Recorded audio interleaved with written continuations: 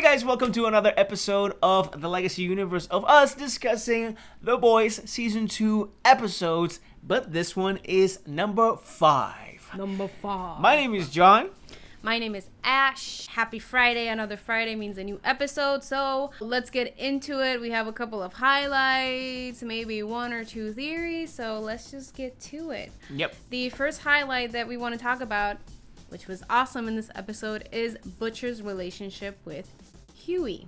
Now we know that Butcher and Hughie have been kind of on and off for this season. Hughie dealing with his depression and then coming through, but now Butcher is going through a really bad depression because Becca did not want to leave with him in the last episode.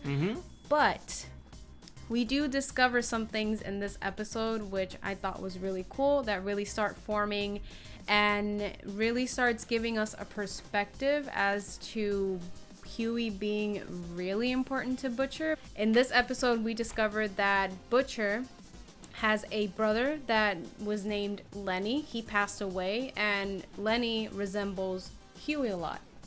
Because of this, Butcher tends to have a weird relationship on how he treats Hughie, because sometimes it gives out on his emotions in terms of how protective he could be of Hughie, how dismissive of Hughie he can be because he's seeing his younger brother. So it kind of he's in between. Do I let myself feel this protectiveness over Hughie because of Lenny or not?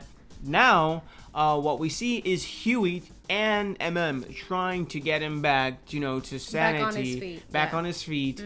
So we still have this relationship between them as a family, which they don't, directly speak of it.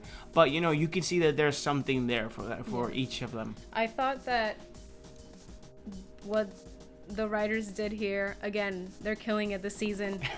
This was great because this actually, it was that moment of like, I get it.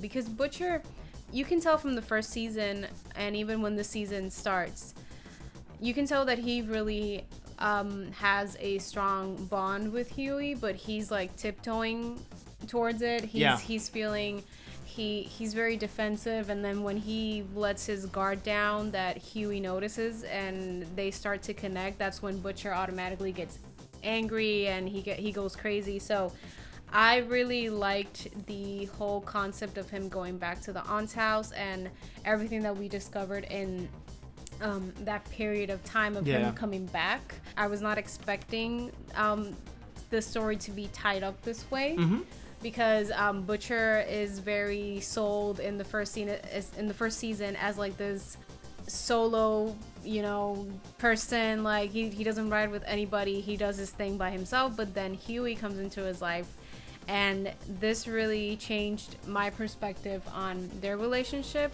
It was a great addition to this season, and I really am looking forward to Hughie sitting down with Butcher and having a conversation about this. And we don't know what happened to Lenny. We don't know how he died. Yes, we never don't get know. to find out. That's actually something that's going to be very interesting, because he could have died from a soup as well. And that's where Butcher's hatred can come from. We already know where it comes from, but that can actually be something that was something else that's fueling it. Added to the pot of hatred for the not superheroes, but the soups. Yeah.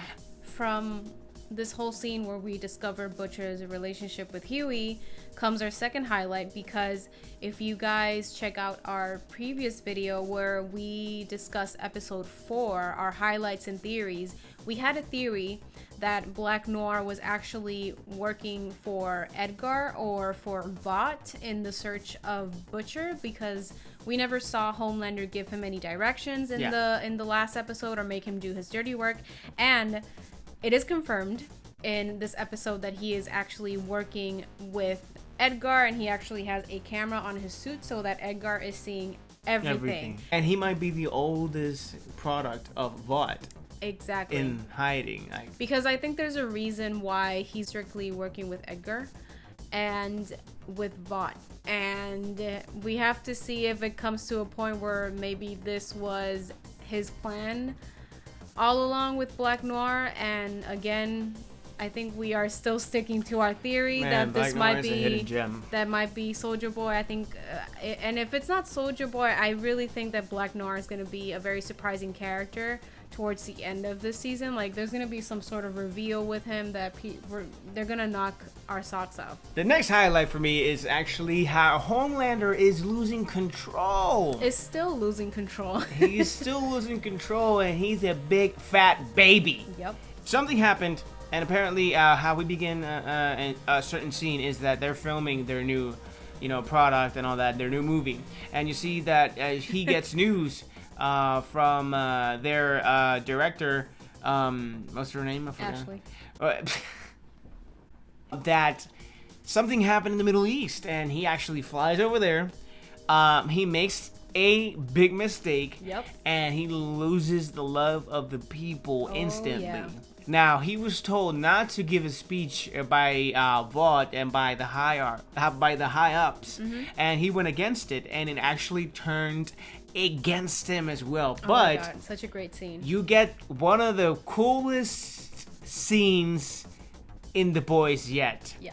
Where he lasers absolutely everybody in the crowd. But we get to see that then he just imagined it. You know what was funny about that scene? I actually thought he did it.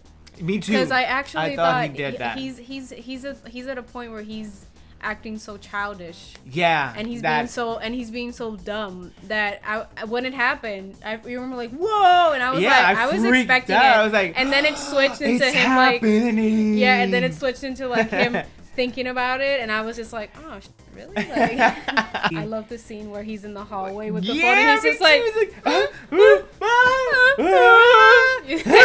that was great. You get to see how. And here's the thing. In the last episode, he said he doesn't need anybody to love him to feel great. But in this episode, you see that that's not true. He's lying to himself. Yeah. He needs everybody's approval to actually, kind of do the right thing, because he does the right thing for popularity, for the money. Because honestly, that conflict that I have with the show is that these heroes fight so much for for them to be idolized in a way where their lack of love is shown so much, where their parents didn't love them enough, or they didn't show them the true love, I guess. In that sense, they can get the money however they want. They could have done everything the way they wanted. That's true. I never thought about that. They don't have to be in a company. Yeah, they don't have to be in a company to get what they want. Like, what are you doing? I guess this is the ultimate way of saying being a hero doesn't pay. How hard is it for them to actually have two identities? Because if you think about it, the superheroes from Justice League or any others, mainly Justice League, they have a secret identity. These heroes, so-called heroes, they don't have an identity, so they actually have that load off. It's that thing where, because they don't have a secret identity, because they want to do this all the time and get paid for it. Yeah. That's why they have VOD. And you can see how A-Train's actually feeling the drawback of not being able to be to his full potential and capability, because he overexceeded on the influence of the Compound V. Before we get into the other highlight, that scene with Stormfront. Oh boy! Yeah. And it's a theory that's been spreading around that we actually got confirmation. Yeah, it's confirmed in the last episode. But Stormfront she is racist. God. And it's uncomfortable from her part, because she does it in this very subtle way of she phrases it in a way where it doesn't sound racist, but it's like you are the biggest. She doesn't like. It was a great scene. Honestly, it was a great scene. It was just very uncomfortable, the exchange. But they both did a great job. Yeah, of how the confrontation was. But I'm so freaking hyped to see where A-Train goes to. Yeah. After he ends his run with VOUGHT. I really hope he teams up with Starlight and the boys. My goodness. Yeah. I think it's going to be great, and I think something's going to happen where he stops using the Compound V. His heart actually starts recovering to the point where you know, he's back healthy. Yeah. Because if from what we've seen so far, Compound B has regenerative neurons that can actually help the heroes regenerate faster. And we also got our first look at Lamplighter, which was he was a hero. He was mentioned a lot in season 1, right? But we never got to see him. He's actually in prison.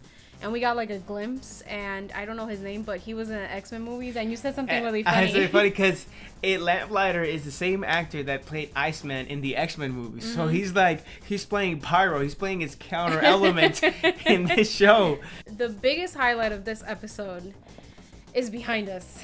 Yes. Is these two crazy people and their relationship, because by the end of this episode, Homelander and Stormfront are doing the honky donkey dance in a very superhero way. We have a couple of theories. We'll talk about that scene because we have to talk about it. But she's still in shock. She's like, because we're thinking that maybe is Stormfront using Highlander. Is Stormfront using Homelander in a way? Because I think that, you know, the more you see her, I really think she has a deeper connection to VOUGHT. Yeah. Looking at them, yeah, they are kind of perfect for each other because they're both equally as effed up. And I think that she's the one that is fueling his fire right now. Like, he can't find any love from the public. He's not feeling great in the 7. He doesn't find love with VOUGHT or with Edgar, and I think Stormfront is like his Madeline. I truly think that she's just manipulating him. Yeah. Because if you think about it, there was a moment where Starlight actually was doing something in her trailer. She went in, and the discussion that they were having was that Stormfront said to her at one moment, "I am definitely going to use you." So it's like, I think she's playing it's her puppet show. She's playing everybody. And you want to know, you want a crazy theory? What? I think Starlight dies in this season. That would be... I think Starlight is going to die in this season. That is a great theory. Ladies and gentlemen, in this episode, I said it. Starlight is going to probably die. Homelander already has some kind of history with her where you know that he still suspects that she's lying, even though at that moment it was like, you know, she was a very convincing actress in that moment. Well, actress within the actor role. The only one that doesn't buy the BS is Stormfront. Yeah. Which she knows that she was the one that released the Compound V into the media. I believe that she will manipulate Homelander to the point where she's gonna get what she wants, and she's gonna make Starlight. He's gonna get the blame. Starlight is gonna be revealed that she was the one that released it, and Homelander's gonna freak so much because he's gonna think that all this that's happening is because you released the Compound B, and it's your fault that these things are happening. So I'm going to end you. Stormfront is good with manipulation of social media. Yep. So she is going to find a way to manipulate the fact that Homelander deliberately killed Starlight and make it look like it was an accident, or Starlight became a bad guy and Homelander had to put her down. That's a great thing. Woo! And that's all for today's episode. Yes, thank you for watching. Bye-bye. What is this going to do to Hughie, though? Right. Oh! If it happens. But I think it's... Well, this video turned out better than I expected. Yeah. I don't know if you want to talk about the Queen... What is this? Maeve teaming Queen up Maeve. with the Deep. Yeah, we can talk about it. We see in this as well, like the Deep is still trying to get in the good graces of the 7, but he's doing it through the collective, the church of the collective. The church. I think it's a collective church. Okay, it's one or the other. It's either the collective church or the church of the collective. Okay, that is that. No sé por qué estoy pensando en Church Chicken, pero Church Chicken. Vamos para adelante. He got married with a sweet girl, from what we know, and from what we've seen, he's genuinely trying to change, because we haven't seen a backside of I'm doing this because of this. We ultimately knew that he was doing it at the beginning because he wanted to join the 7. Yeah. But you can see his attitude with Queen Maeve, because Queen Maeve actually went to visit him, but it's because she's in trouble and she's trying to convince the Deep to do something for her, so that they can team up and trying to. God, the thing about. But his reaction to. Yeah, but the thing about I wanted to talk about the collective church in this video because. They're like this particular church that this exists. is Scientology. Yeah, that's what I was going to say. I want to say this is Scientology. And so us knowing all of the things of Scientology, all of the weird stuff that goes on. It's out there, guys. We're not making anything up. It's already out there. You guys can Google it. I'm just intrigued is the collective church like the real bad guys of this season? And yeah, the Deep, he looks different, he's acting different, but you have to see that during his therapy, he was actually going through like a process of him being reshaped. Self-love. And you gotta act this way in public. And he wanted to marry another girl, but he actually married the one that his mentor was like, this is the one that you need to marry because this is the one that's gonna go with you in all the interviews and stuff. I think it's an act, man. I think it's all an act, and that really the Deep on his side or okay, on everything.